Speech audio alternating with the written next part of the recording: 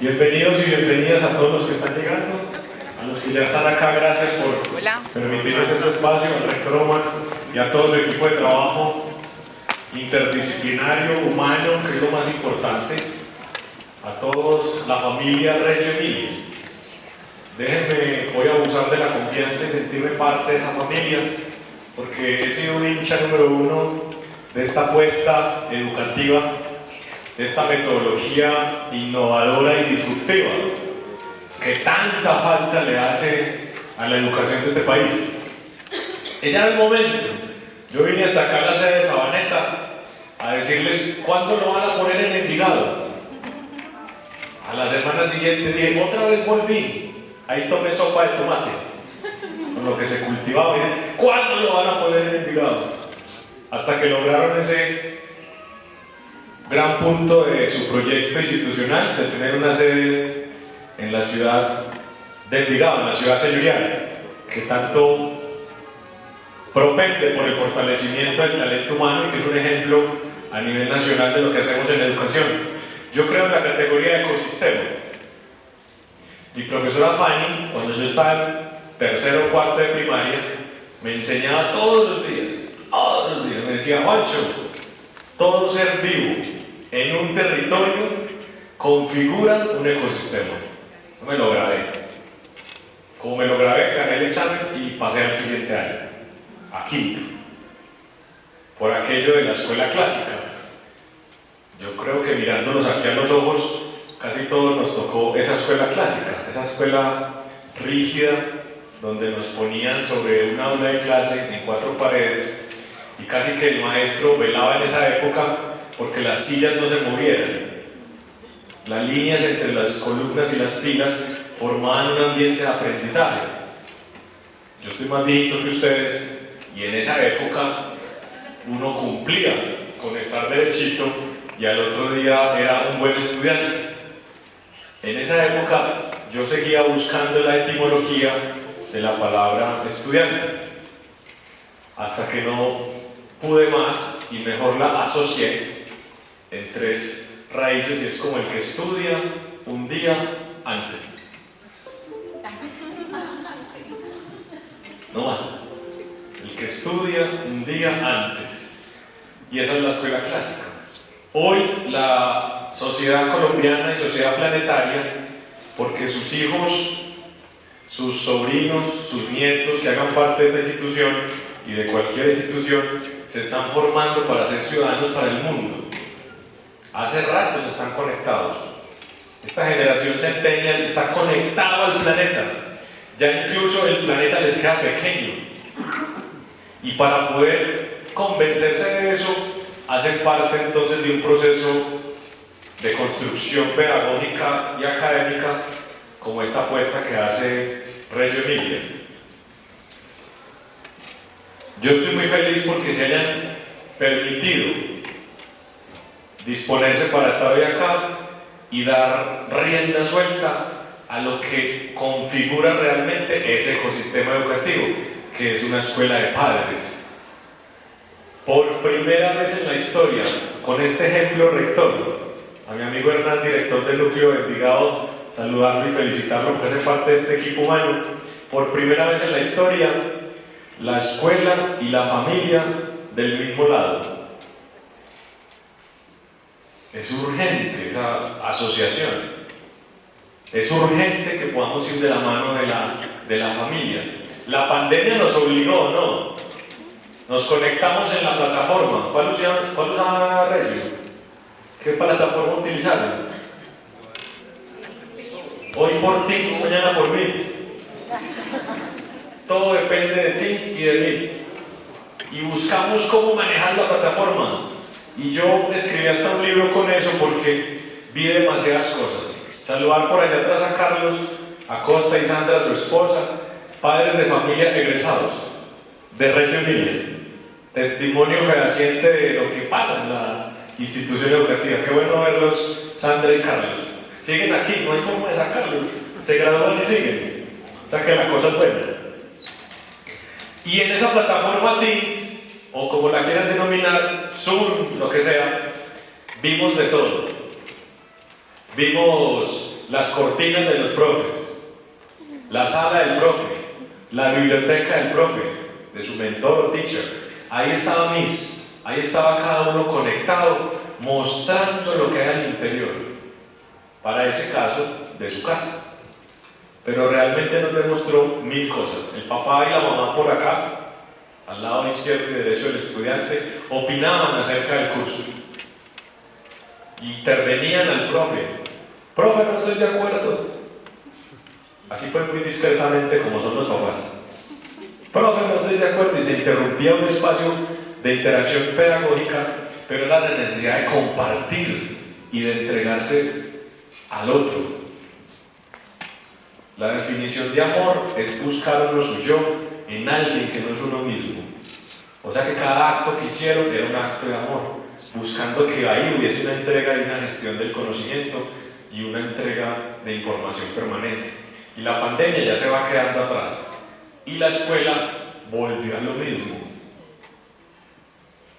Yo recorro con 30.000 familias, no sé más cuántas, en la ciudad. Cuando las familias hablo con ellos y vuelvo a las aulas de clase, encontraba lo mismo. No pasó nada. Solo en la pandemia, cuando nos encerraron, nos tocó encerrarnos, reflexionábamos ahí acerca de esto va a cambiar, la educación debe cambiar. La educación es la hora de transformarse y de evolucionar. Pero le damos mucho tiempo a los cambios y vuelve y sigue un letargo ahí en el componente educativo. Cosa que no pasa, permítanme ser embajador de su institución, Omar, cosa que no pasó en Regio. En Regio había una propuesta innovadora, disruptiva, una propuesta pensada en el otro, basada en el fortalecimiento del talento humano a partir de la generación de competencias, habilidades y destrezas. Es decir, una revolución. Por eso traje la imagen de Débora. Esta pintora y esta artista envigadeña pintó en la época donde no se podían pintar desnudos. Montó a caballo cuando nadie podía montar a caballo siendo mujer. Entonces no encajaba en su generación. Por eso el reto es más grande. Cuando uno genera o gestiona el conocimiento, como pasa en Reggio Emilia, en un momento donde la educación quiere seguir siendo clásica, entonces hay que buscar el aliado más importante, los papás. Los colegios ya no son guarderías para guardar niños o niñas. Los colegios son como una interfaz que nos permite interactuar y generar responsabilidades. Papá, usted sigue siendo papá. Profe, usted es profe. Y esos roles y esa interacción de roles nos permite generar esa evolución de la educación, o sea, cumplir la definición exacta de lo que significa pedagogía. Pedagogía es llevar de la mano. Eso no tiene otra explicación. Póngale el autor que quiera. Pedagogía es llevar de la mano. No es conductismo, es orientar. ¿Y eso quién lo puede hacer? La institucionalidad o la escuela y el papá o la mamá. Llevar de la mano. Por eso uno lo preocupa como papá todo lo que pasa al interior de la institución. ¿Qué aprendió? ¿Cómo le fue? Fuente, mañana que sigue. Y todavía en la resistencia de la clásica, de la escuela clásica, tiene tareas. Esa es la escuela de antes. Tiene trabajos, ¿cómo que no? Debe tener trabajos. Tiene que tener una tarea, si no, esa escuela no funciona. No, esto hace ratos cambió. La raíz de escuela, que significa escole, literalmente, si uno lee bastante sobre el tema, dice contemplar. ¿Cuánta falta le hace a la escuela contemplar? Esos colegios que aún siguen en Colombia siguen con timbre, los estamos minimizando. Entonces, yo no puedo entender el timbre de los colegios. En Reggio no hay, ¿sí o que no? Lo logramos. Cuando suena ese timbre en un colegio de 5.000 estudiantes, todos salen mecánicamente a buscar no sé qué, pero salen. no hay que salir, hay es que encontrarme con el otro. Y la escuela es el espacio para encontrarme con el otro. Y eso es revolucionario, como la hija de Don Castor, que es de Arango. Pintaba monjas, la pueden ir pasando. Pintaba desnudos, repito. Hacía, como buen estudiante de Pedro Leonel Gómez, un montón de frescos que nos permitían ver en una época distinta lo afortunado que es pensar diferente. Think different, dicen por ahí algunos empresarios. Es la hora de pensar distinto. Y esta propuesta es una forma de pensar distinto, pero hagámoslo juntos. Categorías muy sencillas como evolucionar, transformar, cambiar, están aquí en esta escuela de padres. Las leyes que rigen la educación de este país están desde el año 95. Yo no había ni terminado el colegio. Y por allá estaban diciendo en ese año que la educación debería ser flexible y autónoma. En ese año escribieron ese texto y pareciese como si nadie lo hubiera leído. Reggio lo leyó. Hoy estamos buscando que se reforme la ley, dicen los ministerios de educación. Yo decía, pero que hay que reformarse. Hace rato nos dijeron que fuéramos autónomos y flexibles. Y cuando uno va a Finlandia, que dicen que es el mejor modelo educativo de este planeta, y uno les pregunta, Hernán que estuvo allá, yo sí no salgo del Parque de Río, pero Hernán que estuvo allá, preguntó, denme la receta de la educación de Finlandia. Y ellos dijeron, oh, pues ahí va, sean autónomos y flexibles. Como lo del Reggio Emilia. A veces uno no le cree el cuento cuando está en la casa, pero cuando sale y se coevalúa o se interevalúa, le dicen, por ahí es. Y aquí está pasando algo muy trascendental. Yo la paso aquí mismo, Sebas. Que viene de esta otra palabra, que es lo disruptivo. ¿Qué pasó? Yo defino el Reggio como si el Reggio Emilia hubiera reiniciado la máquina. Yo soy ingeniero de sistemas porque no sé por qué. Y después estudié antropología, tampoco sé por qué. Porque uno en esa escuela clásica hacía parte de un proceso de formación y luego iban apareciendo vocacionalidades. Luego hice un posgrado en gerencia de ingeniería y de datos y de un montón de cosas. Luego hice una maestría en educación y yo dije, yo no voy a estudiar más. Y entonces ya voy a hacer un doctorado. Tampoco sé eso, cómo se come. Pero estoy convencido que esa articulación de saberes afines debe generar esas apuestas disruptivas. Eso hace mucha falta. Yo administré la educación de Antioquia antes de venirme para acá, para Envigado, y lo que pasa en esta área metropolitana no pasa en el departamento, ni mucho menos en el país. Ya aquí hay apuestas más aceleradas y más adelantadas, porque le hemos dado cabida a esta categoría, la de reiniciar, a ver qué pasa. Yo me reunía con Alejandro Gaviria, que estaba en su etapa de renuncia, y él estaba haciendo unos procesos ahí muy interesantes de disrupción. Ya se fue, ahora llega Aurora, y también le dije lo que estábamos haciendo en el área metropolitana, y ponía de ejemplo este tipo de instituciones que están adelantándose años luz a lo que la educación todavía herméticamente no se deja permear. Hay un karma en la educación. Lo que falta es una toma de decisiones. Ustedes tomaron la mejor decisión, hacer parte de este modelo, porque es un modelo, una pauta, una estructura que activa los tres hemisferios cerebrales: izquierdo, derecho y central. Yo creo en eso permanentemente. La teoría teárica cerebral me ha enseñado que a veces solo se fortalece uno en esa escuela clásica, y en estos modelos están activándose los tres cerebros, porque si no, las neuronas no hacen sinapsis, o sea que no se juntan o no se unen, y cuando las neuronas no se unen se reciclan. ¿Qué teléfono es que era? ¿Cómo es que se llama aquella? ¿Cómo era el nombre del que nos saludó? Ahí el cerebro está simplemente haciendo cosas básicas y nada que lo forzamos a pensar diferente. Al menos ese esfuercito para que las neuronas hagan su trabajo como debe ser. Y ahí lo valioso que es ser mentor, o ser maestro, o ser tutor, o ser profe.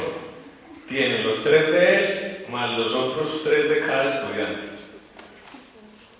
Eso es una responsabilidad mucho más grande. Poder encontrar en ellos sus potencialidades como seres humanos íntegros, que crecen cognitivamente, biológicamente y que son imperfectos igual que nosotros. ¿Hay algún imperfecto en este auditorio? Muchas gracias por validar mi teoría. Y buscamos el camino de la perfección. Por eso es que aprendemos y desaprendemos. Hay reglas, acuerdos que no dan sentido, entonces uno busca otra regla. Y ahí aparecen los momentos de iluminación. Ahí le estamos compartiendo unas obras de arte de Débora que son muy simbólicas. Imagínense las monjas cuando veían el cardenal en la jaula. ¿Qué significaba eso para esos tiempos? Y estos espacios que Débora nos pintaba a través de su pincel nos demostraba que se podía generar innovación, que se podía generar ideas innovadoras, que se podían generar currículos transformadores, que se podían generar planes de estudio, planes de trabajo, bitácoras que alimenten realmente esos 3 hemisferios cerebrales. Yo te había contado, Nacho, que yo me gradué fue en un colegio militar. Yo no te había contado esa historia. Me gradué en el colegio militar porque mi mamá le daba miedo que yo pagara servicio militar. Y me dijo, usted es muy necio, a usted lo hay que cuadrarlo, lo vamos a enderezar. Yo no sé qué tenía de torcido ni qué tenía de diferente, solo que yo en el cuaderno escribía de atrás para adelante. Y luego ya no quería cuadernos, por ejemplo. Y eso a veces no lo leían mis papás. Son mis mejores amigos. Pero yo decía, ¿por qué no entender eso? A ver qué pasaba. Hoy que lo hablamos, que ella tiene 73 años, mi mamá ya. Estamos iguales porque nos comunicamos por WhatsApp, igual. Ella nunca estudió, no tuvo la fortuna, lamentablemente, de estudiar. Pero hoy que nos conversamos, decía, es verdad, Juancho, nos faltó haber generado un estímulo papá-hijo. Y nos faltó haberte preguntado, ¿por qué escribí de atrás para adelante? Hoy me lo preguntaba y yo decía, mamá, era un acto de rebeldía, como para que me pusieran cuidado, como para que me preguntaran yo qué siento. Hoy yo le pregunto a más de 2.500 maestros, a 30.000 padres de familias, se lo pregunté en Antioquia, a 600.000, no sé cuántos habrán allá, ¿qué sienten? Ese componente del ser es fundamental en ese proceso de construcción de seres humanos. Esta escuela de padres es una escuela de seres humanos que debemos de preguntarle todos los días a Omar, ¿qué sienten? ¿Qué sienten cuando su hijo llega del regio en las jornadas de la tarde o en la jornada que estén? ¿Qué sintió hoy? Y hacerle 2 preguntas todos los días al cerebro: ¿de qué me di cuenta y qué debo mejorar? Ese es mi mantra. Todos los días. Llego en la tarde, noche, muy tarde, respiro, medito y me pregunto 2 cosas: ¿de qué me di cuenta y qué debo mejorar por aquello de la imperfección? Eso es una estrategia innovadora. La institución, cuando ustedes tienen encuentros, es para eso, para despertar y desatar eso que tienes por dentro para que se lo compartas al otro. Esto es una aldea global. Incluso yo ya no soy Juan Gabriel, soy @JGVélez. No me etiquetan como Juan Gabriel, sino @JGVélez. Yo ya soy un link o un ID en este planeta global. sea que me están invitando a que piense para el mundo desde lo local. Eso se llama glocal, pensamiento local. Y eso es fundamental en instituciones como esta. Y reunirse como padres de familia o encontrarse, ojalá luego lo hagan con otras escuelas de padres, que es muy bonito cuando intercambian experiencias y se preguntan de qué se han dado cuenta y qué deben mejorar. Y como papás hay que hacerlo todos los días. Yo no tengo hijos, quiero tener, no sé cuándo, yo creo que ya me cogió la noche, pero esa responsabilidad que tienen con ese ser humano cuyo mapa genético es la mezcla de ustedes y en cuyo ADN puede estar consagrado que van a transformar el territorio, eso es una responsabilidad muy grande. Por eso hay que preguntarles a esos grandes seres humanos que están en construcción de qué se han dado cuenta y qué deben mejorar, ¿a dónde van? Yo le pregunto a los educadores todo el día, ¿esto para dónde va? Reggio Emilia pensaba que la licencia en Envigado se iba a demorar mucho porque su modelo pedagógico era disruptivo. Yo hice la licencia después de conversar. Disruptivamente, conversamos y la licencia estaba de funcionamiento. Los procedimentales y los escépticos y los cuadriculados pensaban que necesitábamos 85 formatos. No, nada, era la capacidad de apostarle al cambio profundo o al cambio de transformación profunda, que es lo que requiere la educación.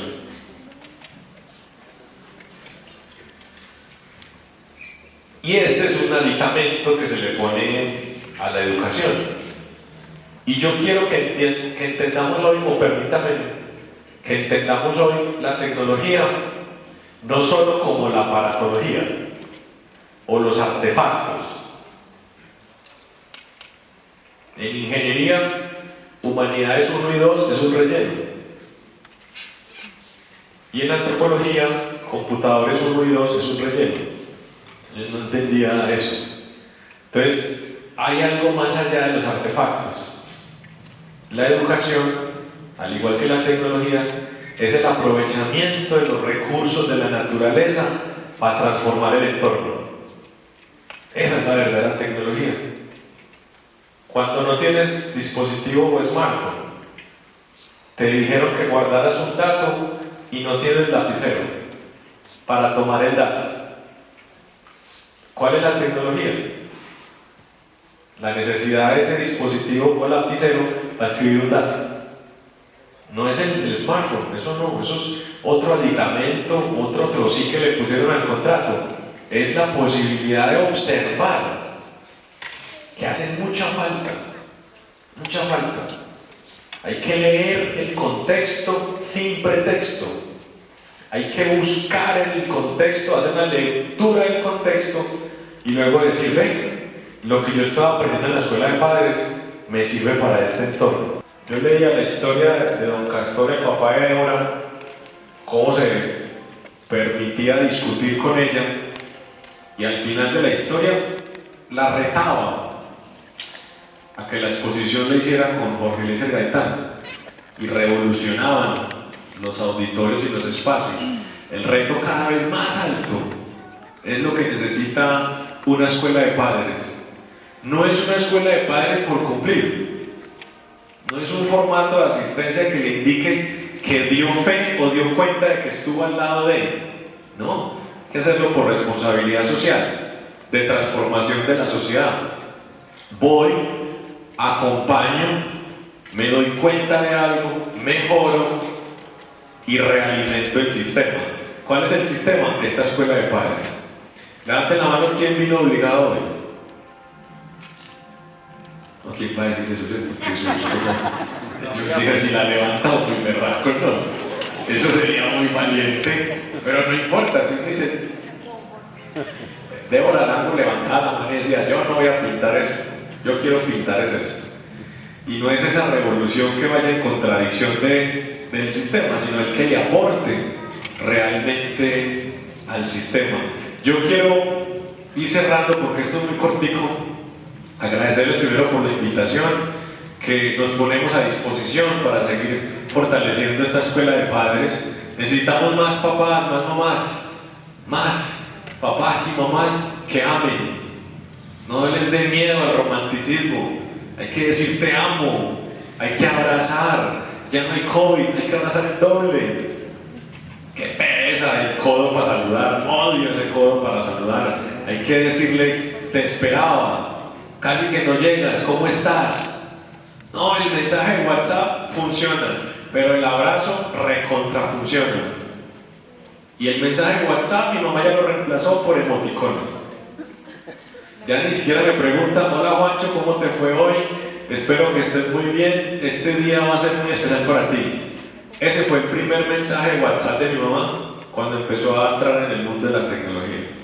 Se demoraba como medio día para escribir eso, y ahí decía escribiendo. Y yo en vez de llamarla, esperaba. Y ya ahora no dice nada de eso. Ahora manda un emoticón. Y yo espero a ver qué más sigue. Hola, mamá, yo soy el que ya escribo preocupado. ¿Estás bien? Y otro sticker. El emoticón que le gusta a Sandra. Y yo digo, mamá, y yo estoy diciendo, mamá, ¿qué significa? Yo indignado por el emoticón. Mamá, ¿y eso qué es? Thumbs up. Que también está en Open English.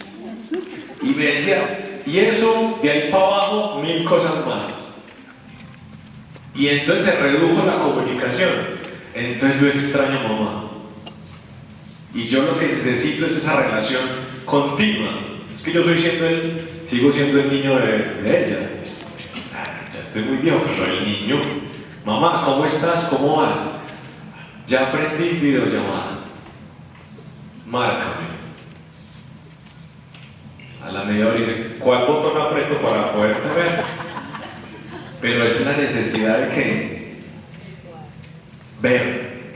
Si hoy tienen la posibilidad todavía de encontrarse con el otro, eso lo dice Levinas, un gran filósofo, de ponerse en los zapatos del otro, de respetar al otro, de abrazar al otro, de comprender al otro, disfrútenlo.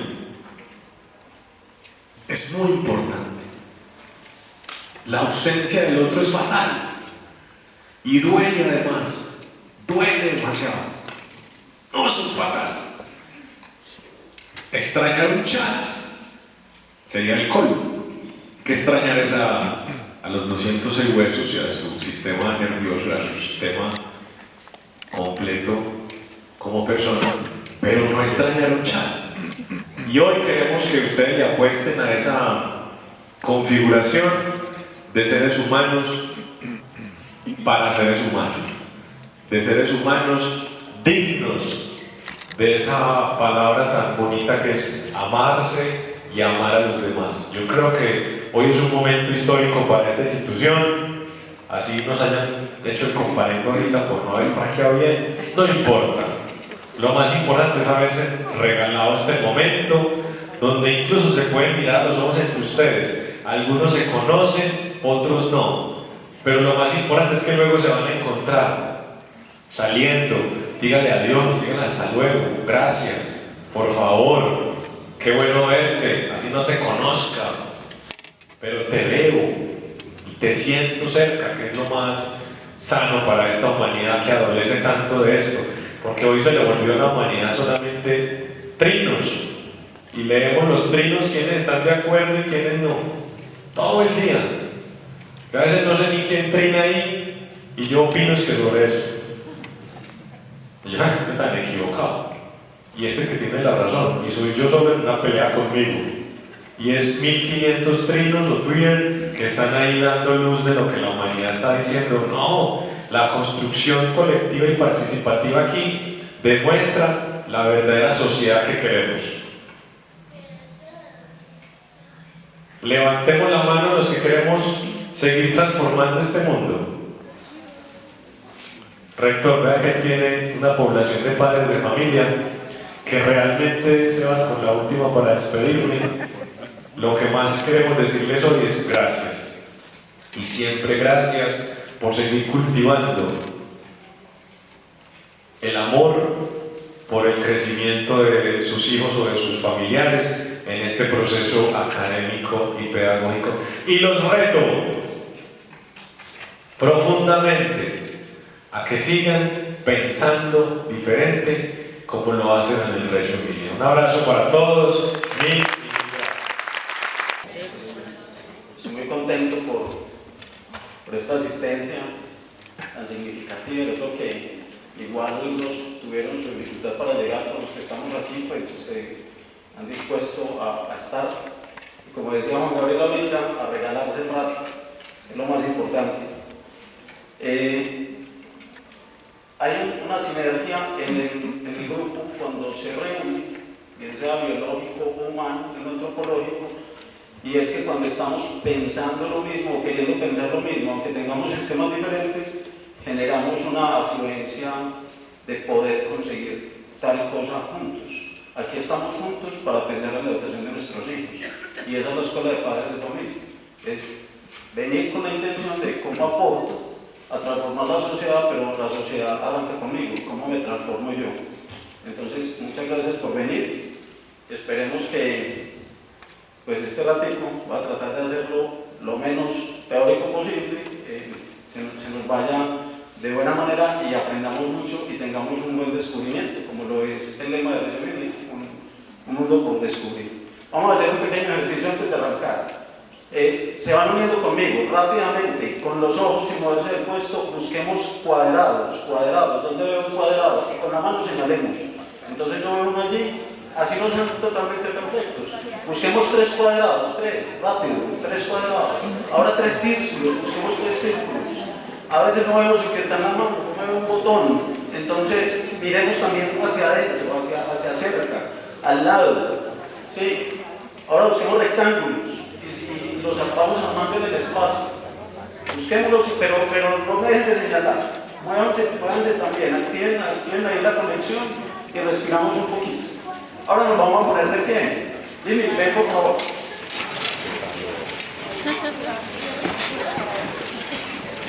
Vamos con el movimiento. Vamos a soltar el micrófono y voy a hablar duro. Yo creo que me alcanzan a ver allá y lo miramos. Entonces, manos arriba. Vamos a cruzar dedos acá. ¿Sí? Esa es una. Esa siempre la hacemos. Ahora vamos a hacer una distinta. Vamos, manos extendidas, cruzar las manos y cruzar dedos acá. Es incómodo. Es muy incómodo.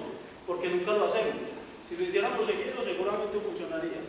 Y con el del lado vamos a hacer lo siguiente. Vamos a darle la vuelta a los brazos, a sacar los dedos acá. Y alguien que esté al lado nos va a ayudar señalándonos sin tocar un dedo que quiera que mueva. Entonces lo señalo acá, muévalo. No toque el dedo, solo señale. Solo señale el dedo, no lo toque.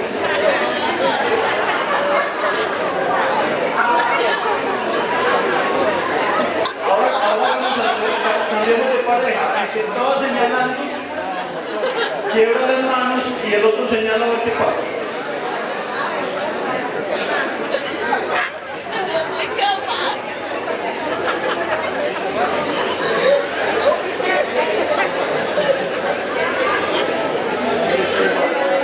¿Listo?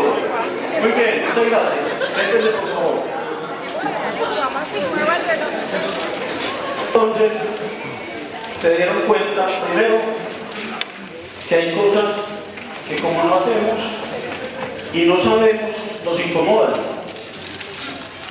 y tensan el cuerpo y yo creo que hasta algunos músculos duelen. Eso nos pasa con la educación. Veníamos acostumbrados a solo caminar de frente, ahora nos toca hacer otras maromas, otros hilos y nos cuesta. Entonces nos resistimos, lo decía ahora el secretario, nos resistimos al cambio. Eso es natural al ser humano porque, no, y ni siquiera al ser humano, cualquier sistema físico es ahorrar energía. Entonces, el menor esfuerzo me genera estabilidad y me deja al estar en lo más quieto posible, pues gasto menos energía, voy en rendimiento. Pues el ser humano tiene que ser distinto al resto de la estructura en la que vivimos, porque si no, no podemos seguir moldeando el mundo y salvando el mundo, que también lo tenemos que salvar. Entonces esa tarea va a costar y hay que esforzarnos. y nos toca gastar energía. Pero qué bueno gastar energía en algo que valga la pena, en no solamente gastar energía, no sé, corriendo sin cesar, sin saber qué estoy haciendo. Vamos a hacer otro ejercicio allí, pero este ya mental, este no les va a doler. Vamos a seguir como lo que les voy contando. Vamos a imaginar por un momento el mar, alta mar. Sepárenlo por favor de la costa. Los que vieron la isla, borren la isla, estoy en el mar, no veo nada. Ese que vio allá en el litoral también, bórrenlo. Las palmeras no estamos en la playa, estamos en el mar. Póngame el mar, vaya, métase al mar, pero tranquilos, no sabemos nadar o sí, pero estamos en un barco. En el barco hay un señor, es un marinero. Miremos, observemos ese marinero allá, en ese barco, en alta mar. Pero vamos poniéndole colores a esa imagen. Está de noche. No hay nubes, pero no hay estrellas. Y tampoco hay luna. Es decir, está muy oscuro.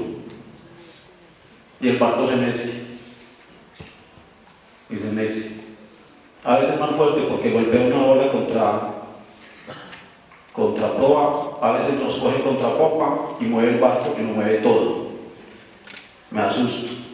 El marinero también me mira y me dice, tranquilo, yo sé navegar. Ah, qué bueno. ¿Y para dónde vamos? No sé por qué lo veo. ¿Y con qué sabemos para dónde vamos? Y él me mira, y solo me mira. Tiene el barco, tiene el mar, puede navegar, sabe navegar, tiene conocimiento, pero no tiene sextante, no tiene brújula, no tiene las estrellas para que le digan dónde está. Está perdido. Y esa es la clase de hoy. Le falta enfoque. El catalejo, el minículo que utilizaban los piratas, que todavía se usan para los telescopios muy potentes, sirve para buscar para dónde voy. Entonces, el buen pirata, pues todos los días se para allá en el mástil más alto del carajillo, el carajo del mástil alto, y empieza. Cuando se le ve borroso el fondo, él ajusta, deja quieto en un punto, fija el punto y ajusta. Entonces, quiero hacer ese símil porque este barco, que es la educación, necesita un buen navegante, pero sin brújula, sin enfoque, sin modelo, no llega a ningún lado. Y ese es el enfoque de Reggio Emilia, es cómo a partir de lo que ya hay se construye un para dónde voy con un sentido. Y empiezo a navegar. Una vez tengo definido el para dónde voy, ya sé el qué, tengo que llegar a algún lugar. ¿Qué pasa si no sé el qué ni para dónde? Navego y navego, puede que llegue a algún lado, pero puede que no llegue a ninguno. Y esa es la reflexión. Lo que acabamos de hacer es lo que hacemos en las mañanas en Reggio Emilia, se llama la asamblea. Y Juan Gabriel decía ahora, gasten el rato para hablarse, para preguntarse qué sienten. La activación fue lo que hicimos antes. Conecte el cuerpo con la mente. Voy a hacer un llamado amable de atención a todos. Es muy importante que lleguemos a la asamblea de inicio todos los días de las 8:00 de la mañana. Porque ese ratico, esos 7 minutos que acabamos de pasar, que sé que no fueron más de 7, se nos pierde el niño, la niña. Y bueno, no pasa nada. Muchas gracias, Señor, mi amor. No pasa nada, y no pasa nada es que cada día vamos entrenando el cerebro, el cuerpo, la mente a conectar. En 15 minutos, pero 15 minutos que ocurren en el momento culmen del día, en el momento más apropiado metabólicamente para el chico o la niña, que es a primera hora. Y al cierre del día, hacemos la asamblea de cierre. Juan Gabriel decía, pregúntele qué siente, y sus niños ya les han contado. El profesor me preguntó que cómo me pareció la actividad. Yo me acuerdo que en la escuela no me preguntaron nunca eso. A mí me preguntaban, ¿por qué no lo hice si tome su reclaso? Y listo. Y esa era la vida de la escuela. Hoy es otra. Hay que verla como tenemos que ir enfocando, como tenemos que ir avanzando. Entonces, como para dar otro par de datos antes de arrancar con el libro pesado, Me parece muy curioso, Hernán. Juan Gabriel y yo, y vos y yo hablamos de cómo íbamos a estructurar la charla antes, y él dijo una fecha exacta que yo tengo acá. Me pareció muy curioso. Me contaron que eso estaba desconectado. Bueno, le damos esto un segundo, yo les ayudo. Asimismo, estamos convencidos de que la educación es el eje fundamental para la construcción de una sociedad cohesionada sobre la base de una ética que promueva la tolerancia, la solidaridad, la participación democrática, la equidad y la creatividad. Entendemos que la esencia de la educación debe ser el aprendizaje y no la enseñanza, y que el estudiante debe ser el centro de actividad de las instituciones educativas. Es muy curioso porque eso está en el PEI de nosotros. Y Juan Gabriel mencionó ahora que unos sabios que se reunieron en los años 90, que además escribieron 3 libros muy bonitos que se llaman Colombia aquí de la oportunidad. Ese es el prólogo de la introducción del primer libro. Y lo escribieron la Comisión de los Sabios, que fueron llamados a que trabajaran por la educación en Colombia en los años 90. Este libro salió en 1995 y ese día se definió, a partir de la Ley General de Educación del 94, que los colegios teníamos que empezar a trabajar por el cambio del proyecto educativo institucional. Pero Juan Gabriel también lo dijo ahora, nos resistimos y seguimos con lo que teníamos, que funcionaba bien y funciona bien, pero ya no para la época.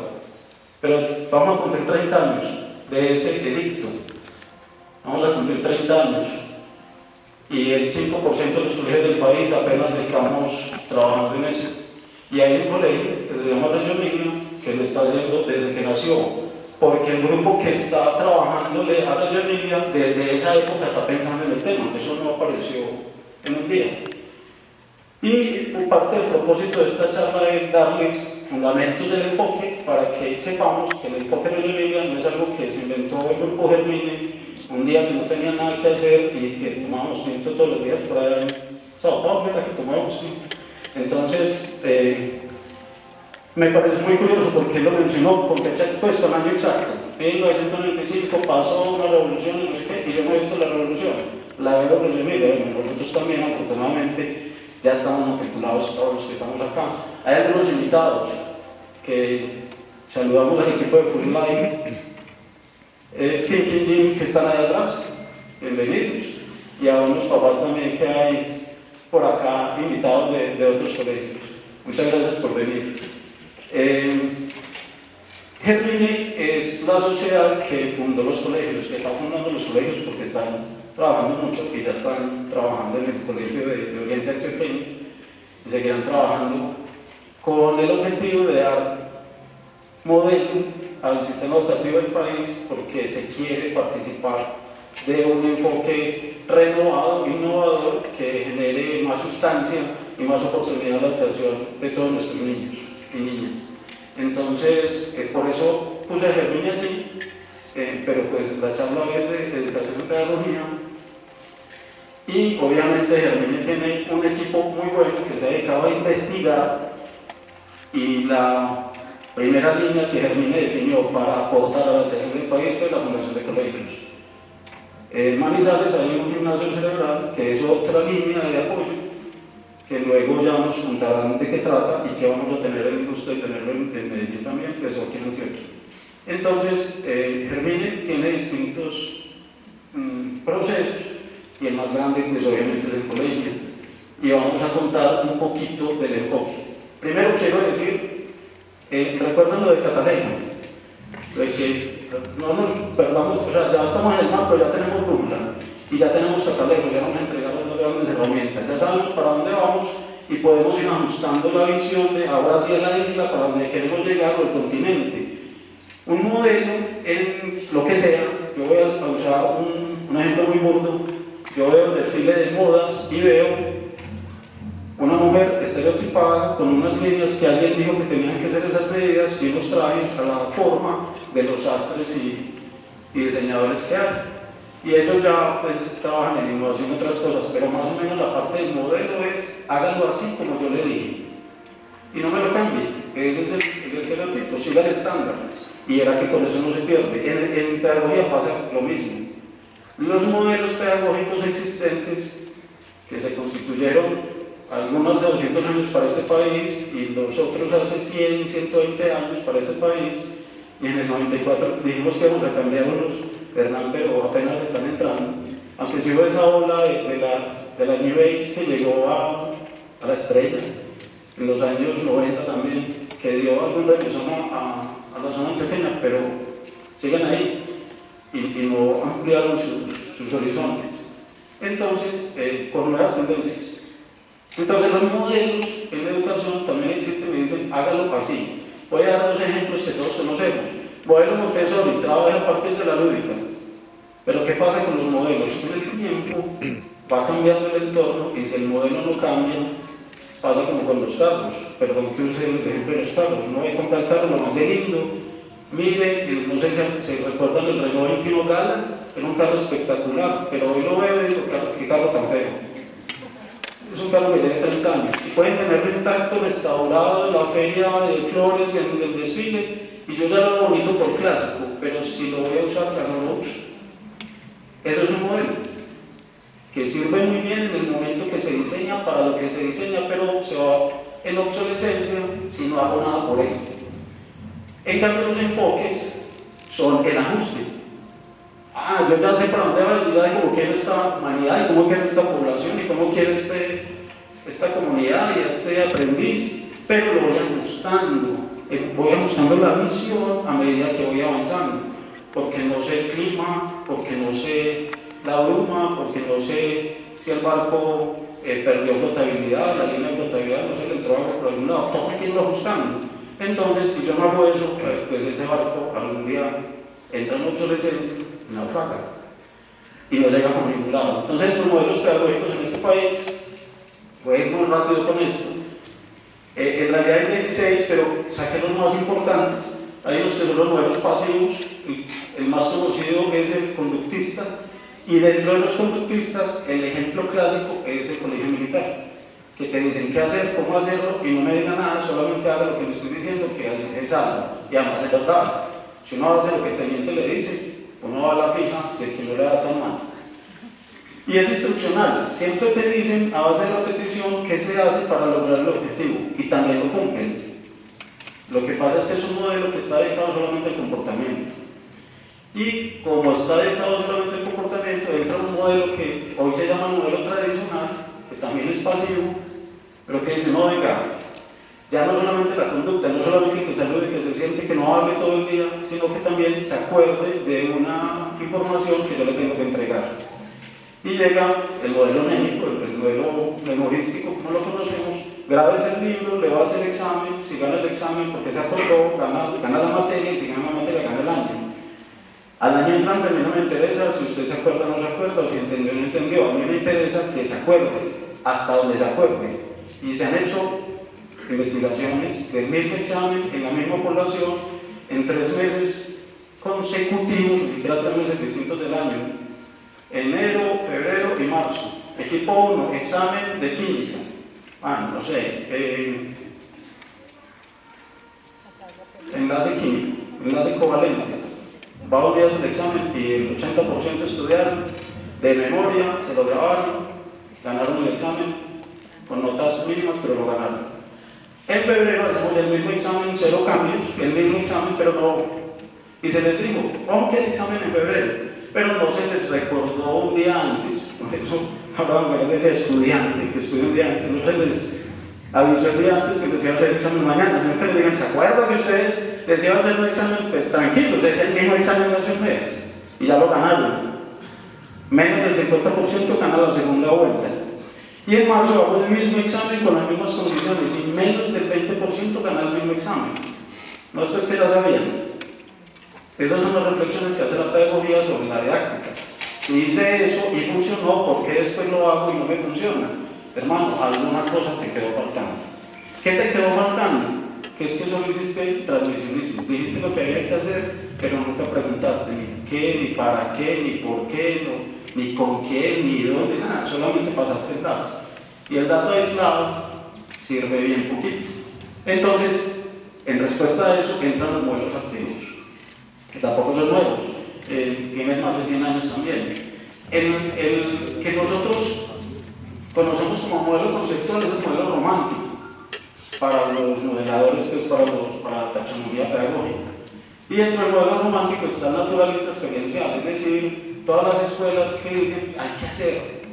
Pero ya se empieza a parecer un poquito a porque hay que hacer, porque hay que contactar con la naturaleza, porque hay que ensayar, porque no importa si me equivoco, pero hay un objetivo. Pero los objetivos son predeterminados, es decir, yo tengo un plan ya escrito, con contenido, y entrego ese contenido, y ejecuto a partir del contenido las actividades. Voy a dar un ejemplo. El contenido es, estamos en estos días de célula, unidad básica de los seres vivos. El contenido es célula, unidad básica de los seres vivos. Y el primer párrafo dice, la célula es la unidad funcional estructural de los seres vivos. Todo ser vivo procede de otro ser vivo, todo ser vivo se constituye por células. ¿Se acuerdan de eso? Más o menos. Entonces, esa parte parece ser muy natural, pero luego me dicen, miremos la célula más conocida. La célula más conocida es el huevo, entonces para correr la gallina, coge el huevo y vamos a ver huevo y gallina y miramos las partes y sí, funciona. Pero todavía, aunque tengo la experiencia, todavía no estoy mediando por el conocimiento profundo. Estoy entendiendo ya un poco más que antes, estoy conectando, pero todavía no hay unas relaciones cognitivistas o cognitivistas. ¿Qué significa? Entender por qué funciona así. ¿Por qué las células y la unidad de los células, todo eso? ¿Por qué si quito la célula de tal parte? A mí se me cayó el brazo, y yo creo que a un niño lo ha preguntado, papá, y ese señor en ese accidente que perdió el brazo, ¿por qué no se murió el señor? Eso es una pregunta existencialista del modelo cognitivo. Ese niño está queriendo entender por qué, si los seres vivos estamos hechos de células y me quitaron una gran parte de mi estructura, yo no me morí. Esa pregunta es del modelo cognitivo. La anterior, se me cayó el brazo, el brazo está constituido por huesos, músculos, tendones, fibras nerviosas, y ya, para ahí. Pero lo otro es preguntarse un poco más allá. Entonces, ahí aparece el tema de entender por qué, y nos dimos cuenta, los que estudiamos pedagogía, que esas preguntas no salen en un año, sino que van llegando a medida que pasan los años y empiezan de preguntas simples, que parecieran simples, pero son profundas, desde el punto de vista del conocimiento o de la epistemología, y empiezan a ser más complejas. Entonces el niño a los 3 años pregunta por qué no le compraron el carrito verde en vez del rojo, pero a los 5 años ya sabe que le gusta el rojo. Él todavía no sabe por qué, pero a los 7 años sí sabe por qué le gusta el rojo. Me gusta el rojo porque mi mamá se echa una cosa en la boca que se llama labial y es rojo, y a mí desde niño me gusta ese color por eso, y por eso me gusta. Encuentra una relación de una estructura cognitiva allí. Y entonces el modelo desarrollista es el modelo que dice que todos los seres humanos tienen que cambiar el paradigma de lo viejo no aprende a hablar porque yo puedo aprender toda la vida, y todo niño tiene posibilidad. Y entonces lo que hay que hacer es buscar cuál es la fuente de ese niño para que se conecte con el mundo y pueda avanzar y pueda lograr desarrollo. Y ya no solamente es que no se lo aprendió y es que no puede y ya no va a poder, que es lo que decía el modelo anterior. Y por último aparece como un conjunto de todo lo que ya dijimos el modelo constructivista, que mire que cada vez se parece más a Reggio Emilia, cada vez van entrando más elementos de lo que ya sabemos de Reggio Emilia. Y en el modelo constructivista aparecen 2 cosas fundamentales. Primero, es autonómico. Es decir, yo soy un ser independiente a usted. Lo que usted sabe no es lo mismo que yo sé. Pero yo puedo aprender lo que usted sabe y usted puede aprender lo que yo sé. Por lo tanto, podemos intercambiar conocimiento. Además, todas las anteriores. Puedo crecer mis relaciones complejas con el tiempo, puedo lograr un desarrollo más complejo con el tiempo, puedo retener información, pero la que es valiosa para mi desarrollo y no solamente la que me dijeron. Y por último, también es progresista. Cada vez que hago lo que hago para aprender, aprendo más. Entonces, si yo aprendo un idioma, y creo que los políglotas lo expresan muy bien, si yo aprendo un segundo idioma, el tercer idioma es menos de la mitad del esfuerzo para aprender. O sea, hay datos de que si yo aprendo algo bien, Eso es algo que aprendí toda mi vida, me va a permitir aprender más. Y aprender no solo más, sino aprender mejor. Y ese es el concepto del modelo progresista. No solamente tengo un cúmulo de datos, sino que además sé qué hacer con ellos y comprendo lo que hago con ellos. Esos son los modelos que hoy están rodando en el mundo. Esa es la base, hermano. ¿Te parece bien? Hermano, como el núcleo no tiene que validar, porque cuando yo vaya a inspección y vigilancia, mira, este es el país del colegio y no sé qué, ya saben que no me va a preguntar nada de eso, y ya. ¿Ya quedamos? Hagan el examen, ¿no? Gracias, hermano. Vea, tengo testigos, pero un poco. Hablemos del enfoque. Entonces ya sabemos que somos constructivistas o no. Está convalidado en sus hijos, en lo que hacemos, en lo que aprendemos, en que no es un predeterminado que todo el mundo tiene que aprender eso, sino que es un desarrollo de habilidades donde todos tenemos la posibilidad, pero todos a un ritmo individualizado. Eso es muy difícil de hacer y por eso los colegios, pues todos los colegios lo hacen el que lo ha entendido mejor y el que se arriesga a trabajarlo y el que dedica un poco de tiempo, de horas y de esfuerzo y recursos para que se pueda hacer. Entonces no es una apuesta fácil, pero cuando uno se monta en ese barco tiene viajes para todo el mundo. Ese barco tiene todas las rutas. Por lo tanto, los que se montan al barco, que están ahí sentados, que son nuestros tutores, muchas gracias compañeros por estar acá, ellos son los que tienen que hacer el enfoque todos los días. Todos los días se tienen que parar allá. Yo ahora dije carajo, y eso no es una grosería, así se llama la canasta esa en la que uno se monta en el mástil del barco para ver de lejos. Por eso, bueno, no digamos la vulgaridad, que hay niños por ahí. Pero ahora lo mandan para la canasta esa, vaya para allá cuando están cansados con uno.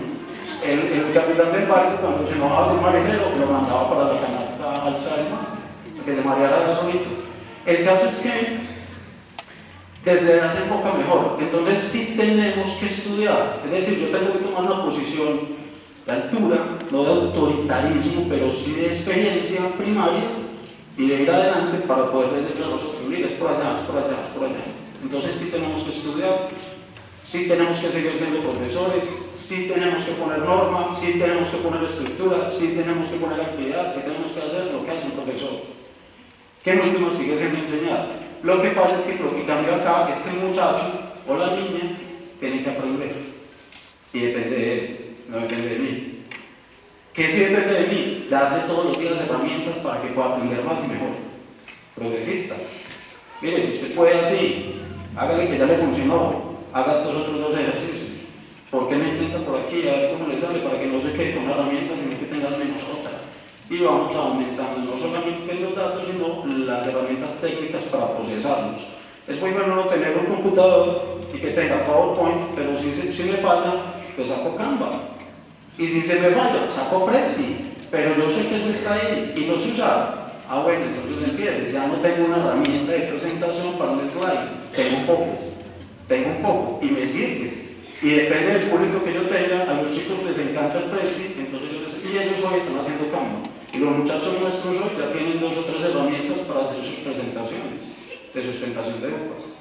Cuando lleguen a ser profesionales y tengan que dar una charla aquí que es un muerto del susto, pues tendrán alguna herramienta técnica para usarla y no les va a dar susto del apuntador ni del moderador ni nada de eso, y van a trabajar.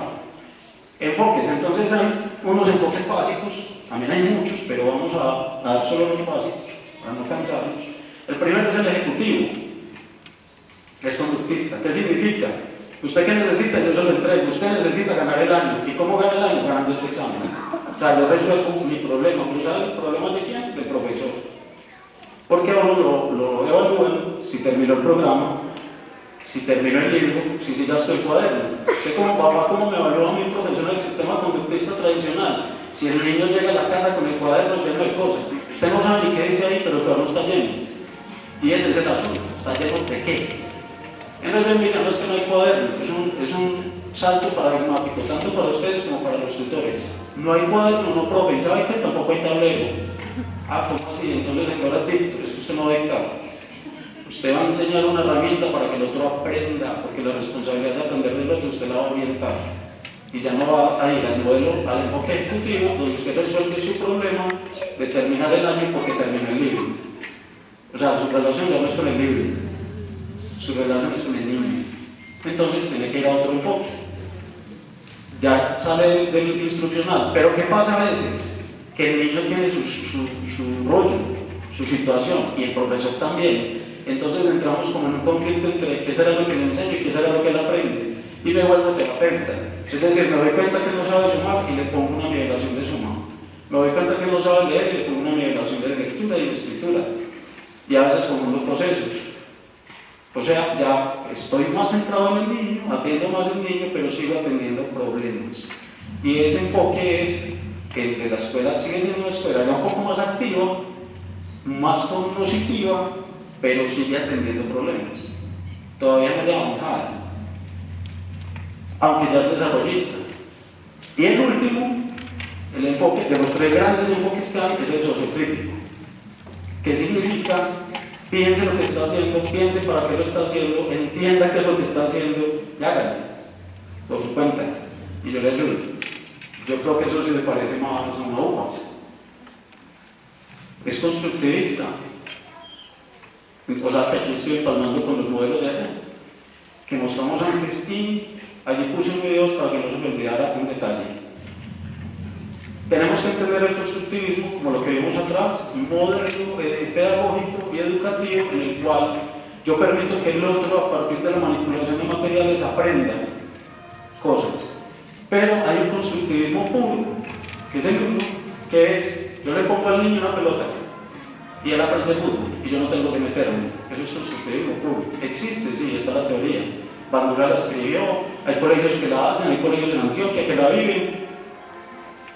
No es cuestión nuestra evaluarlos, aunque hicimos un recorrido por ellos, y no era lo que nosotros queríamos desde el enfoque constructivista de la línea. Nosotros queríamos un enfoque constructivista, por todo lo que dijimos antes, pero donde el tutor, donde el profesor sigue siendo profesor. Es decir, está ahí para ayudarle al niño, y a eso se le llama constructivista mediado. Es decir, yo te ayudo, yo estoy acá, yo pasé un poquito antes por biología que tú, yo te voy a ayudar a entender biología. Ahora, yo no te voy a enseñar biología porque ni yo me la sé. Y ahí viene un tema complejo en el tutor, darse cuenta de que él tampoco sabe. Yo no te puedo enseñar biología porque yo tampoco sé todo lo que hay en biología, pero lo que yo sí te puedo enseñar es el método científico experimental que utilizo para aprender biología. Y ese te va a servir siempre. Y no me vas a volver a necesitar a mí. Una vez aprendas el modelo, el método, se acabó tu problema. Y no tengo problema terapéutico, porque yo estoy viendo el problema del niño, yo le estoy entregando una herramienta. Yo le estoy enseñando a manejar carro, para que vaya y luego maneje el carro él. Incluso los pasa a los papás, ya que tenemos hijos mayores, pues que nos lleven a nosotros a todos lados. Y que no sea al revés, que yo siga llevando al niño, no tiene sentido. Yo le enseño a manejar a otros para que maneje y arranque y coja puta. ¿Listo? Y el sociocrítico también es progresista. En el sentido progresista, el enfoque significa tres cosas. Otra vez, es autonómico. O sea, usted puede. Dos, usted es diverso. Usted tiene una mente distinta a la mía. Por lo tanto, usted en su emplazamiento en la sociedad, usted va a entrar en formatos diferentes al mío. Por lo tanto, a usted no le sirve lo que yo sé. A usted le sirve desarrollar la competencia, desarrollar la habilidad. Entonces yo le enseño habilidad, no le enseño contenidos. Y tercero, usted es un ser social que vive en un mundo que está globalizado y que existe en un ecosistema. Entonces usted tiene que cuidar la tierra porque es la única que tiene para seguir viajando. Entonces nos volvemos críticos de lo que hacemos, de cómo tratamos al otro y cómo aprendemos. Y por eso, en últimas, el enfoque tendría que llegar a llevarnos a un final que se llama ser sociocríticos activos, es decir, ser pensantes, conscientes y sintientes. Pero veo una mano, esas eran pensantes, conscientes y sintientes. Entonces vale sentir, pero no se quede en la llorada, avance. Vale pensar, pero no se quede en la pensada, actúe. Sí, vale entender, pero listo, ya entendió, pero ¿y qué va a hacer con lo que entendió? Siempre es ¿qué puedo dar un poco más? ¿Cómo desarrollo? ¿Cómo transformo el mundo? Bueno, entonces un enfoque en el modelo necesariamente tiene que enfocarse en las personas. Para nosotros las personas inmediatas son, obviamente, el aprendiz, el tutor y los papás. Y entre los tres constituimos la comunidad educativa. Una sociedad que debe tener los valores éticos universales, una estructura de trascendencia, o sea, que querramos ir mucho más allá de lo que somos hoy como seres humanos y seres vivos, y ser seres conscientes de que somos seres sociales y ambientales. Esa es la sociedad que quiere un enfoque de Emilia. ¿Y bajo qué metodologías? Las metodologías son todas las didácticas, todas las estrategias y todos los proyectos que podamos montar. Yo les voy a hacer la lista de las que hoy tenemos en instrumentos de navegación en el barco, y ustedes van diciendo, ya la conozco, porque la mayoría ya hemos pasado por 2 o 3 de ellas. Y aquí voy a saltar. Entonces, todo lo que viene atrás está resumido acá en una placa curricular, que es lo que sintetiza el proyecto educativo institucional. Una pedagogía, que ya la dijimos, unas didácticas, donde siempre el estudiante es el protagonista y no el profesor, donde ya sabemos que vamos a aprender haciendo, donde cada persona tiene sus ritmos y sus características, y yo voy haciendo el enfoque, yo lo voy ajustando para ponerlo en competencia, no en competitividad, sino en competencia de sus desarrollos. Y siempre vamos a intentar que lo que se aprenda sea amable, sea lúdico. Se la pasan jugando, sí. En la escuela antigua la pasamos llorando. En esta pues queremos pasarla un poquito mejor, y si se puede. Entonces, digamos que hay una premisa, anteriormente era la letra con sangre entra, hoy pasando bueno también se aprende. Y hay otra, no hay que sufrir para aprender. Eso lo hemos comprado nosotros en el tiempo, de que si no sufro no entiendo y no aprendo. Y eso hay que trascenderlo. Tenemos que aprender de que las cosas que disfrutamos también podemos aprender, y que debería ser cada vez más esa relación del crecimiento versus estoy bien. Es más integral, es más emocional. Y en las metodologías, como hemos oído mencionar, las unidades pedagógicas de aprendizaje autónomo y solidario, por eso se llaman así, las UPAs, el TAI, para los más pequeñitos todavía no entra en funcionamiento, para los mayorcitos, técnica de análisis interdisciplinario integral, que es una herramienta muy poderosa para aprender a investigar. Los que ya la conocen saben que así es. Hay un ejercicio, analicemos un vaso, cualquiera de esos vasos que tenemos en la casa, y hay más de 50 preguntas sobre ese vaso, para desarrollar en un par de semanas, pero están estructuradas transdisciplinarmente por áreas y por desarrollo de habilidades del aprendizaje. O sea, hay una secuencia progresista de cómo voy construyendo el conocimiento sobre ese vaso, y a partir de ese vaso yo puedo aprender muchas cosas. Puedo aprender geografía, historia, física, química, estética, arte y hasta literatura, si se enfocan las preguntas apropiadas. Eso es lo que hace Reggio Emilia con el TAI. Tenemos el programa que 6 ciudades de transición hasta 11 técnicas de producción oral. En este momento yo estoy usando las técnicas que he aprendido a través del programa para poder manejarme un poco mejor aquí en la presentación y no fallar en lo que tenía que hacer. Entonces yo digo, bueno, si yo fui capaz de hacerlo, los niños, ellos sí que van a poder. Entonces, cuando lleguen a graduarse, los chicos nuestros deben tener unas capacidades expositivas muy buenas.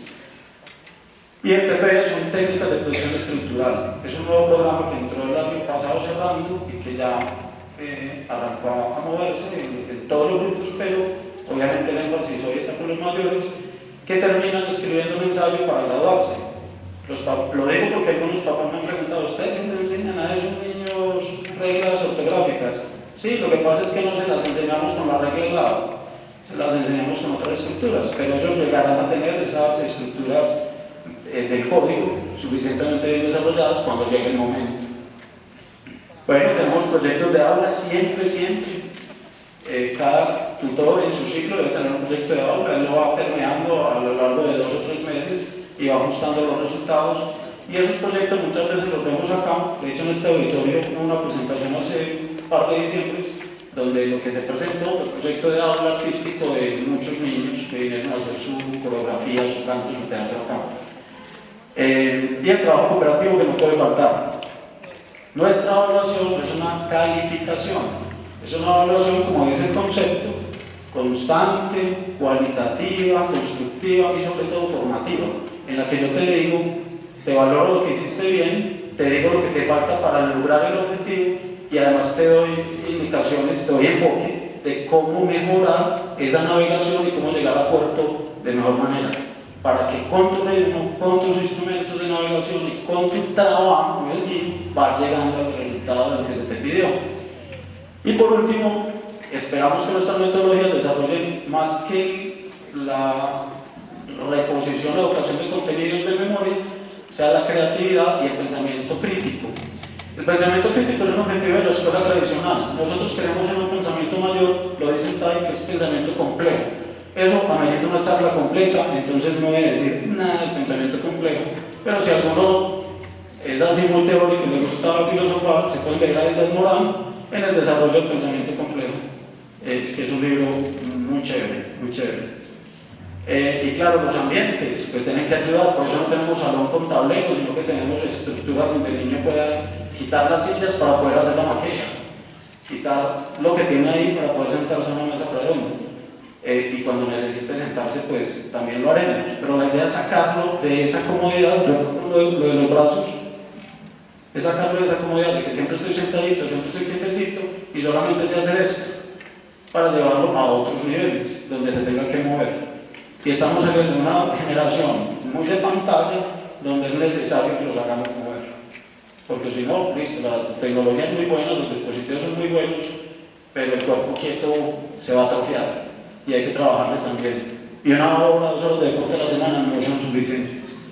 Bien, como ambiente es esto. Ahora que pues, no me diga doctor, me dice Juan Gabriel, no me vas a decir doctor. No, tranquilo, ya sé que a usted no le gusta. Y es cómo nos tratamos, cómo el niño más pequeñito puede hablarle al rector y acercarse a cualquiera sin problema. No pasa en la escuela tradicional, pasa acá, porque realmente tenemos que ir estructurando que yo sí estoy para ayudarle a él o a ella, que yo estoy como acompañante, tutor, coach, lo que me toque, pero estoy para los niños, no estoy para el libro, no estoy para terminar el programa, estoy para ayudarle al niño a desarrollar el reto que tiene esa semana y toda su vida. Y con los papás, eso, lo mismo, cómo nos acercamos más, cómo nos conocemos más, cómo somos más amigos para poder entender esto tan difícil que es una escuela disruptiva. Y esos mundos experimentales que tenemos no pueden ser solamente los del aula, sino que también tienen que ser los de fuera. Entonces hoy en Envigado, ayer Sabaneta, tuvimos salidas pedagógicas, fuimos a caminar a la cuenca, los otros fueron al zoológico. Nació un proceso en el zoológico Santa Fe, no se llama zoológico, se llama Parque de la Conservación de la Vida. Entonces son conceptos que se van moviendo en lo ambiental, en lo global. Y el oceso, ¿cómo pudo nacer un oceso? ¿Y cómo así? ¿Por qué lo tienen encerrado? Fue un oso que rescataron hace como 5 años, que lo recuperaron porque se estaba muriendo. Ya recuperado, le consiguieron pareja y ya tuvieron su primer oceso, que además es un hito en temas de zoología, que nazca una especie de estas en cautiverio. Pero el cautiverio pues se entiende porque si este oso mayor lo llevo al bosque, lo suelto, se muere, porque ya no tiene la habilidad de sobrevivir en el entorno. Hay que tenerlo. Muy bien, yo voy a parar ahí porque es lo suficiente para los fundamentos y los invitaríamos luego al tema del pensamiento complejo y al tema del currículo, que son otros 2 elementos muy grandes de Reggio Emilia. Síntesis. El enfoque pedagógico nuestro es de la escuela activa, nos movemos y aprendemos el movimiento. El enfoque tiene nombre, es el enfoque de Reggio Emilia, pero tiene todos esos componentes que dijimos allá. El modelo viene de la estructura constructivista, mediada, no del constructivismo purista. Por lo tanto, en el estilo de cómo hacemos las cosas es: ven, yo te ayudo, vuelva a intente, véngalo por acá, porque no ensaya por este lado, no importa si me equivocamos, aprenda del error. Y no matamos a nadie porque se equivocó, le decimos: ¿por qué crees tú que no te funcionó? Es muy distinto. Y el ambiente es personalizado, nos gastamos un poquito más de tiempo en las sustentaciones y en la atención individualizada de muchos momentos del día, cuesta más trabajo, es más complejo, pero es mucho más efectivo y mucho más lo que queremos hacer, y es realmente entender cómo el otro está aprendiendo y cómo está creciendo y cómo se está desarrollando.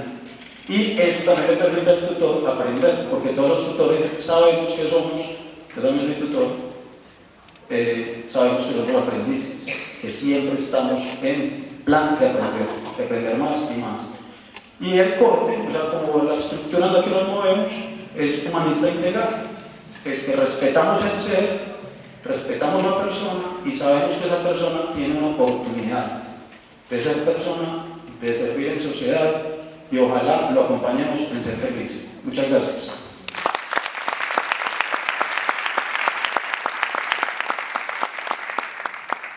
Buenas noches.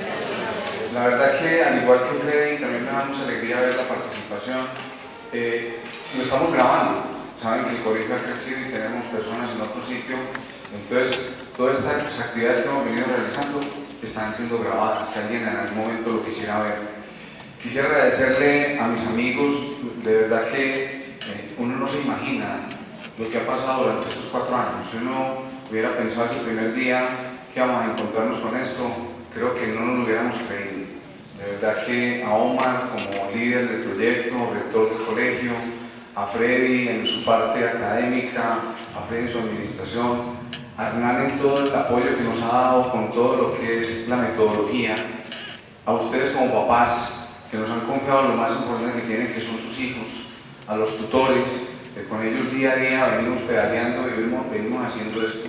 De verdad que da mucha alegría ver dónde estamos ahora. Voy a hablar de algo que lastimosamente uno a veces no quisiera hablar de cosas personales, pero estuve 13 años metido en un salón de clases y algunos niños me ven en la calle y me dicen historias vividas, protagonista, Luis Fernando Restrepo. Sí, yo decía, ¿yo qué voy a hacer con todos estos muchachos que a veces uno no los entretiene en una clase? Y cómo, además de entretenerlos, pueden aprender. Hace 8 o 15 días salimos al supermercado. Yo no sé si a ustedes les pasa lo mismo. Uno va al supermercado con lista, pero cuando la esposa le dice, necesito buscar, ¿sí? Yo me asusto mucho porque no sé qué va a pasar. Normalmente se vienen con una cantidad de cosas que no necesitan. Pues ese día estaba caminando y me encontré con uno de sus alumnos, ¿sí? Y cuando me vio, venía con su hijo como de 7 o 8 años. Y a mí me llenó de emoción porque dijo, historias vividas. Entonces le dijo a su hijo, ¿te acuerdas de la historia del panadero? Este fue el que me la contó. Yo les digo, a mí se me salían las lágrimas de ver los impactos que uno a veces tiene. Yo voy a arrancar con una historia.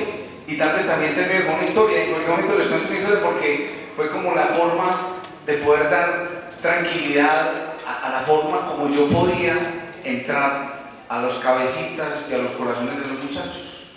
Esta historia arranca un papá que es un profesor universitario, ¿sí? Vive en una finquita muy cerca de la ciudad y le dice a su hijo mayor, hijo, yo en 2 días tengo que ir a dictar una charla en la universidad y necesito que por favor me lleves. ¿Por qué no cuadras con la mamá y aprovechas ese mismo día para que organicemos qué cosas hacen falta y aprovechemos a ver si le arreglamos el sonido que tiene el carro? El muchacho dice, perfecto papá. Llega el día y le dice, tengo que estar al mediodía y por favor me recoges a las 5 de la tarde.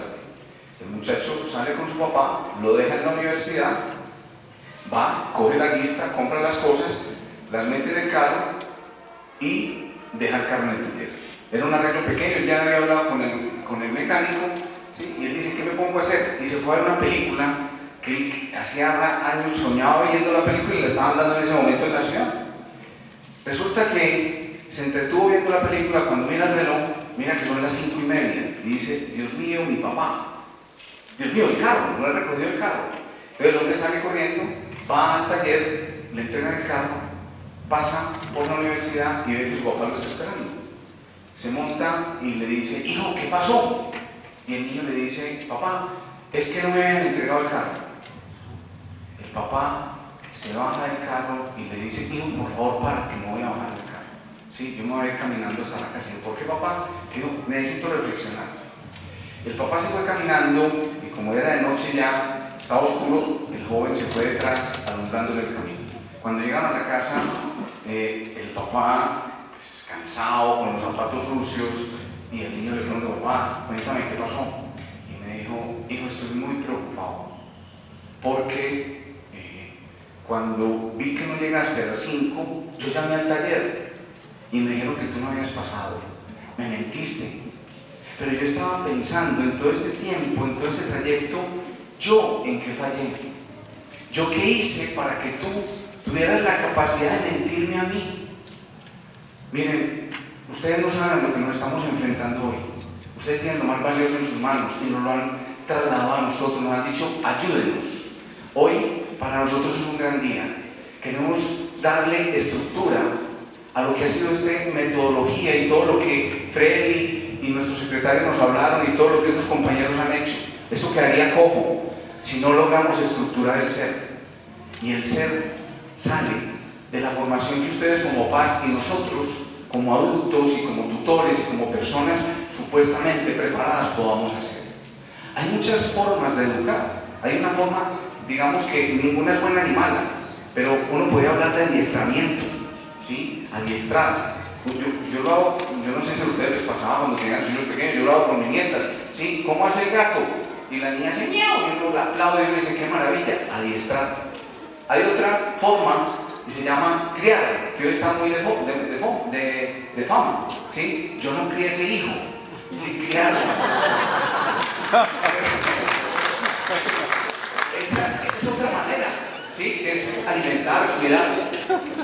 Hay otras más profundas, ¿sí? Que es instruir, que es educar, que es enseñar, que es orientar. Pero hay una que quiero darle todo el trasfondo y se llama formar, que es distinto, dar forma, es esculpir, es lo que hace el artista cuando muestra la piedra y luego saca la obra de arte y decía, no, la obra de arte ya estaba ahí, solo faltaba quitarle lo que sobraba. Eso es lo que pretendemos nosotros y nos dimos un tiempo, hicimos algunas pruebas, aquí hay unos papás que también me ayudaron mucho tratando de estructurar, le dimos hasta nombres, cómo íbamos a hacer este departamento de formación y sobre todo con los papás, ¿sí? Yo les digo, hoy tenemos una responsabilidad, ustedes como familia y nosotros como colegio. El secretario lo decía, no estamos en dos bandos distintos, estamos del mismo lado, tenemos un gran reto. Hoy quisiéramos educar nosotros, familia, colegio, pero miren la cantidad de entes que pueden estar educando. Yo les digo, los amigos de los niños, los amigos de nosotros, con quien juntamos nuestros hijos, con quien vamos a compartir los fines de semana, los familiares. Muchos de nosotros tenemos otros familiares que viven con nosotros, los abuelos, grandes cuidadores, no siempre los mejores educadores, los tíos, los primos, todos los entornos, todos los espectáculos. Ustedes no saben cómo educa el teatro, el cine, un estadio, no se digan los conciertos. Y estoy hablando de educar, tal vez no necesariamente de formar, puede ser hasta de deformar. Hablemos de la tecnología, lo decía también ahora, no son los instrumentos, pero podemos hablar de los instrumentos, la televisión, los celulares, el internet, las redes, y todos esos, si ustedes se dan cuenta, de alguna manera dependen de nosotros. No se digan los libros, las revistas, que leemos. Esta mañana estaba atendiendo una familia y uno a veces no va viendo las frases que van colocando los niños. Y decía, la mejor forma de navegar es montarse en un libro. Y yo decía, qué maravilla, ¿sí? Nosotros qué libro le brindamos a nuestros hijos. En estos días una mamá llegó un poquito triste y me decía, Luis, en este plan de lectura, ¿sí? Aproveché el sábado que estaba con mi esposo y le dije a mi hija, venga, pues vamos a comprar los libros. La vi muy entusiasmada y compramos 3 libros. Ese día yo aproveché para comprar otro. Luego recogimos el papá y nos fuimos el fin de semana para la casa y vi cómo ella no se despegó del libro. El domingo, ya en la noche, nos fuimos a acostar. Ella, no hice como una previa, ella me llama el lunes antes de que entrara y me dice, Luis, ¿estás en el colegio? Sí, necesito que me regales 5 minutos. Quiero hablar una cosa contigo. ¿Qué me pasó? Yo le dije, vente. Yo la vi como cierta angustia. Entonces me contó esto que le estoy diciendo y me decía, Luis, ¿cómo te parece que vimos a nuestra hija leyendo el libro? Y nos llamó mucho la atención, dijimos, qué maravilla, ¿sí? Se conectó con los libros. Y de esas cosas que fuimos a ver el libro, Luis, leí, cada página que abría era un escándalo, era una angustia, tenía un título que para nada decía lo que estaba pasando allí. Y yo le dije, ¿tú no revisaste? Y me fue tal la emoción de ver a mi hija que quería leer que yo no me percaté de revisar qué era lo que estaba leyendo. Tenemos muchos actores que están ahí y que están pendientes de formar o de formar a nuestros hijos. Tenemos profesionales, uno ve niños que tienen psicólogo, neuropsicólogo, pediatra, coaching, entrenador, no sé qué. Todas esas cosas se entrenan y salen de nosotros. Todas esas cosas se educan o maleducan. Hoy queremos darles herramientas. Muchos me han escuchado, uno se casa con la mejor intención. Uno se casa muy enamorado, pensando en tener esos hijos y llevarlos a ser la mejor versión de ellos mismos, pero a veces no sabemos cómo. Queremos darles herramientas. Nosotros tampoco es que tengamos todas las claves. Además, en educación no hay fórmulas mágicas. No les vamos a decir 2 cucharadas de esto más 2 de esta nos da esto. Pero sí tenemos elementos y si no los tenemos los vamos a buscar. Hoy les voy a presentar lo que nos hemos planteado como unos primeros pasos. Estamos creando. Omar decía ahorita, nos han pedido psicólogos. Los grandes psicólogos que tenemos en el colegio están aquí presentes y los que seguramente van a ver el video que no pudieron venir y personas que pues, por las distancias no iban a venir. Pero hoy ustedes y nosotros queremos terminar de hacer ese ser.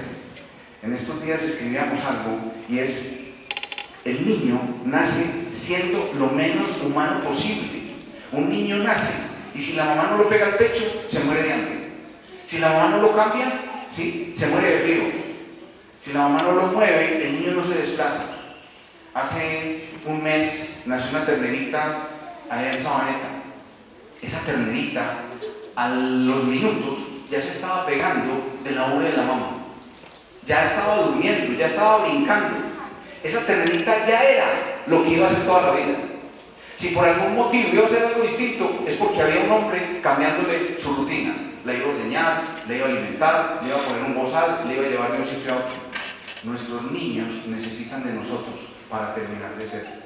Nosotros hoy como colegio, y esto es maravilloso, que podamos presentarles a ustedes un programa de formación, y en concreto un programa de formación donde no perdemos ninguna de las personas que hacen parte de esa comunidad educativa.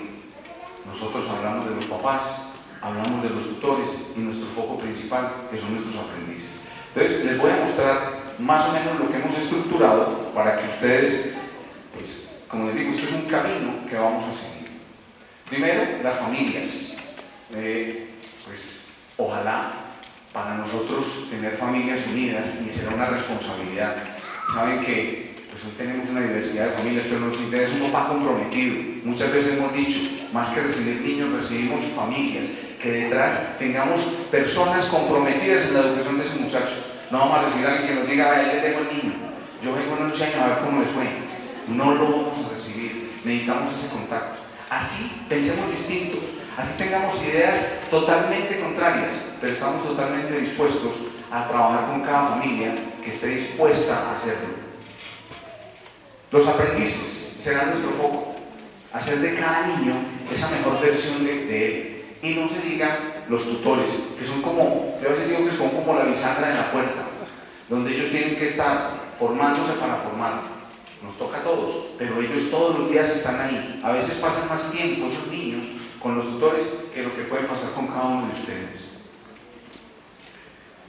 Con los tutores, ¿qué vamos a hacer? Primero, pues ustedes, muchos son empresarios y saben que el principal paso para tener un buen empleado es tener una buena vinculación.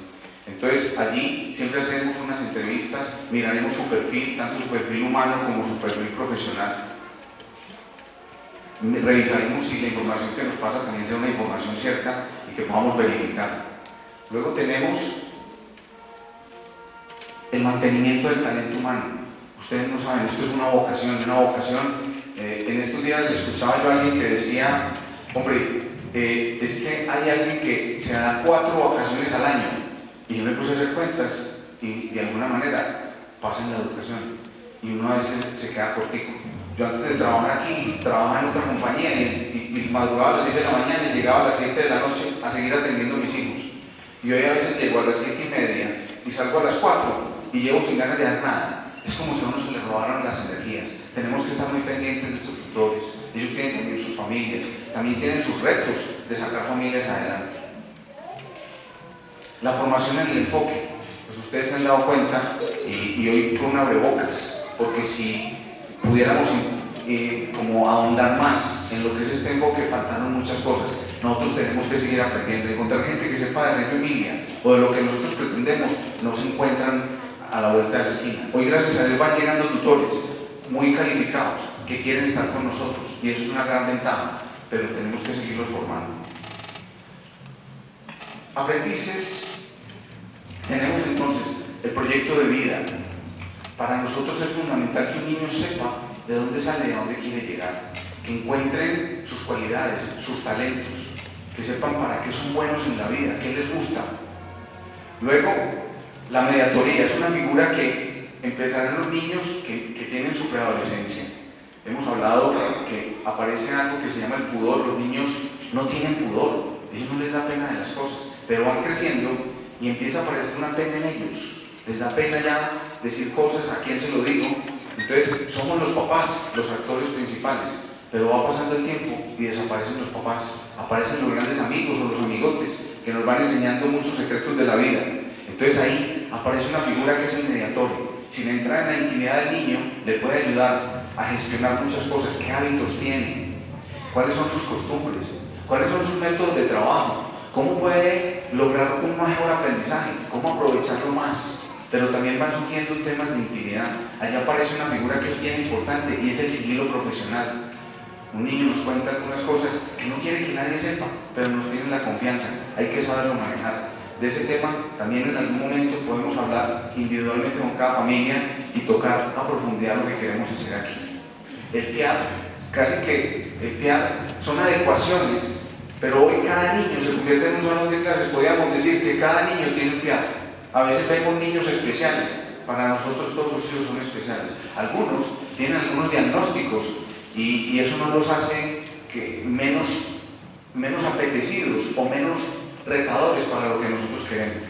Entonces cada niño casi que le tendremos un plan de trabajo, sería nuestro ideal. En el aprendiz, bueno, esto se volvió, las familias es el centro y hoy estamos lanzando nuestra escuela de padres. Entonces está el tema de admisión. Nos interesa, nosotros no calificamos familias porque sean buenas o malas. Calificamos familias y cuando Omar y yo enfrentamos las entrevistas, estamos mirando si el proyecto educativo que ustedes tienen en su casa, nosotros podemos apoyarlo. A eso le apuntamos. Entonces, conocer las familias, ver cuál es su dinámica y cómo nosotros podemos apoyarlos, es un primer paso. Luego, la escuela de padres. Hay una ley que se llama la Ley 2025 que nos pide Secretaría de Educación, donde al año habla de 3 charlas. Hoy tuvimos la primera que nos han pedido todas las familias, muchas familias, y es el enfoque metodológico del colegio. Hoy vimos, como les decía, un abrebocas, pero de cada uno de los puntos que Frei nos explicaba, podemos hacer casi que una reunión y ya viene lo que cada uno vea que necesita, estaremos dispuestos a atenderlos y a ahondar en esos temas. Y lo otro, el apoyo permanente. Cada familia es cada familia, ¿sí? Nos interesa en cada uno, no es el grupo de familias, es un apoyo permanente y vamos a ver qué temas hay, de acuerdo a las edades, de acuerdo al tiempo en que estén, en las preocupaciones que tengan. Vamos a estar trabajando permanentemente en algunos temas. ¿Qué vamos? Entonces, la escuela de padres, la formación en el enfoque es fundamental. Vamos a tener temas de familia y hay algo en el que me quiero centrar y es el día a día del colegio, mi hijo en la escuela. También desde formación nos interesa mucho lo que está pasando todos los días, la dinámica, las relaciones que ellos están dando, todo lo que tiene que ver con el manual de convivencia. Es muy importante que ustedes sepan que el colegio tiene una gran apertura en el aprendizaje, pero somos muy pegados, ¿sí?, a formar seres humanos que tengan claro que hay una libertad y esa libertad tiene límites y en la medida en que ellos lo sepan entender podrán tener mayor facilidad en enfrentar la vida. Entonces hay una situación que se vive todos los días en los colegios. Los colegios son una dinámica impresionante. No hay un día similar al otro. Entonces nos interesa estar muy al frente de lo que está sucediendo con los niños en la escuela. Ahí están como los temas que nos hemos planteado. Existen más o menos 12 capítulos de temas diferentes que el colegio querrá manejar con ustedes. Se los iremos manifestando y pues tendremos muchos años para trabajar en ellos.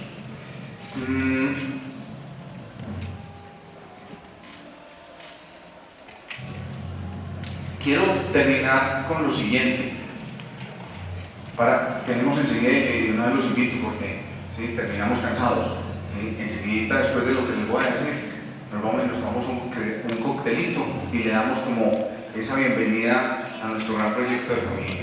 Miren, había una persona que estaba en una esquina labrando la tierra, en una esquinita al lado de una carretera, y pasó una persona y le preguntó: Señor, ¿cuánto me demoro para llegar al próximo pueblo? El Señor no le dijo nada y siguió labrando la tierra. Volvió y le preguntó: Señor, discúlpeme, yo quisiera que usted me dijera cuánto me demoro, cuánto tardo para llegar al próximo pueblo. Y no le contestó nada. Ella un poquito en otro tono volvió y le repitió la misma pregunta, a ver que no le decía nada, arrancó a caminar. Cuando iba por allá lejos, el Señor le grita: te vas a demorar 20 minutos. Esta señora dijo: tan extraño. Se devolvió y le dijo: venga, yo estaba aquí, le pregunto a usted cuánto me va a demorar y usted no me dice nada, y cuando me ve lejos me grita 20 minutos. Y él le dice: señora, yo no sabía a qué velocidad caminaba usted. ¿Sí? Miren, para nosotros, y quiero que se vayan con esta idea, cada familia, cada niño es importante. Lo vamos a conocer a profundidad, es nuestro gran reto. Lo vamos a hacer juntos. Ustedes no saben la ilusión que nos llena, ¿sí?, a todo nuestro equipo, y espero que a ustedes también como papás, el que hoy le estemos dando luz verde a nuestro programa de formación de familias. Bienvenidos, muy agradecidos y están muy invitados al contexto.